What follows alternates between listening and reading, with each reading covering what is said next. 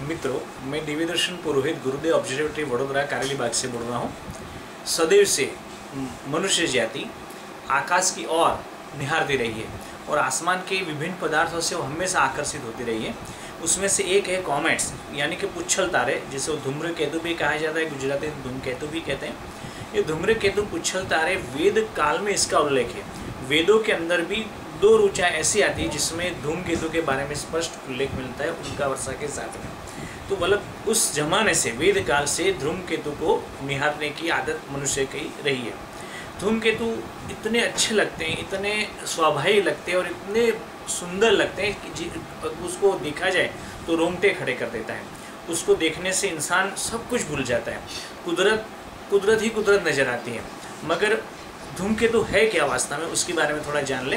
वो बर्फ़ और डस्ट के बने, आइस और डस्ट के बने गोले होते हैं और वो जो न्यूक्लियस होता है वो 1 से 10 किलोमीटर चौड़ा, इतना बड़ा न्यूक्लियस होता है और ज़्यादातर कुपियर बेल्ट या वुड क्लाउड से वो खींचते हुए चले आते हैं और वो सूर्य की ग्रेविटी से खींच करके उसकी एक ऑर्बिट बनाते हैं। कई रेगुलर ऑर्बिट में भ्रमण करते हैं और कई धूमकेतु ऐसे होते हैं, कभी कभार आ जाते हैं और वापस भी चले जाते हैं। और ज़्यादातर धूमकेतु सूर्य की गर्मी की वजह से, सूर्य के रेडिएशन की वजह से पिघल करके उसी के अंदर अपना देह त्याग देते हैं, मतलब सूर्य के अंदर ही वो भस्मीभूत हो जाते हैं। हमने पिछले कई सालों से धूमकेतु को देखा है।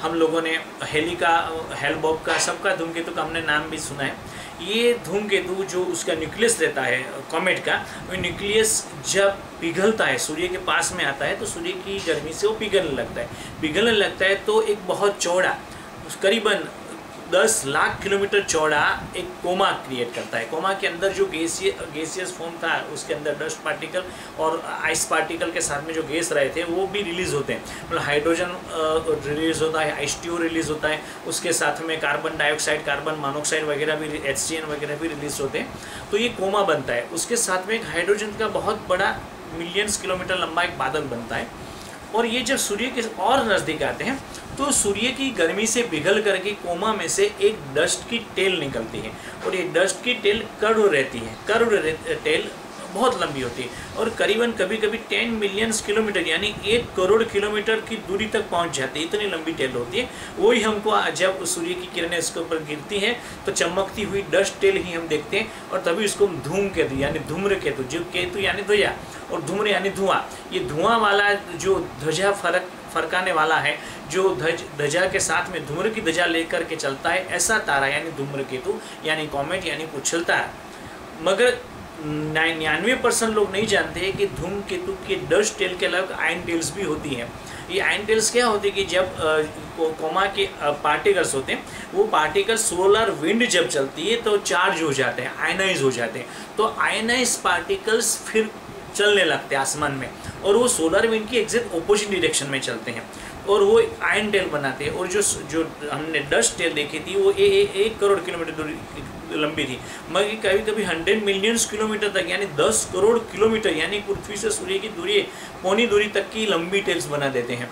तो ये आयन टेल्स होती है, वो ज़्यादातर टेलीस्कोप के जरिए देखी जा सकती हैं। तो ये सूर्य के एग्जैक्ट ऑपोजिट डायरेक्शन में होती है आयन टेल्स और उसके थोड़े कर्व में डस्ट टेल होती है, वो आंखों से भी देखी जा सकती है।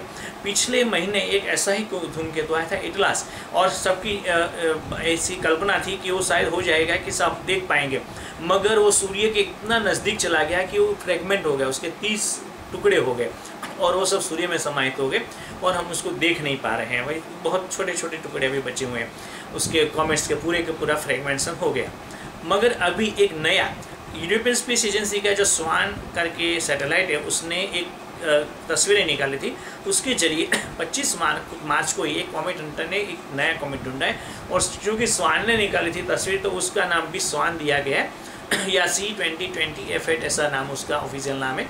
उसको स्वान कॉमेट भी कहा जाता है। ये स्वान कॉमेट अब दक्षिण गोलार्ध में पहले दिखाई देता था, मगर पिछली 7वीं मई को उसने एक आकाशीय विषुववृत्त यानी सेलेस्टियल इक्वेटर क्रॉस कर दिया और वो हमारी ओर यानी उत्तर गोलार्ध की ओर आगे बढ़ रहा है।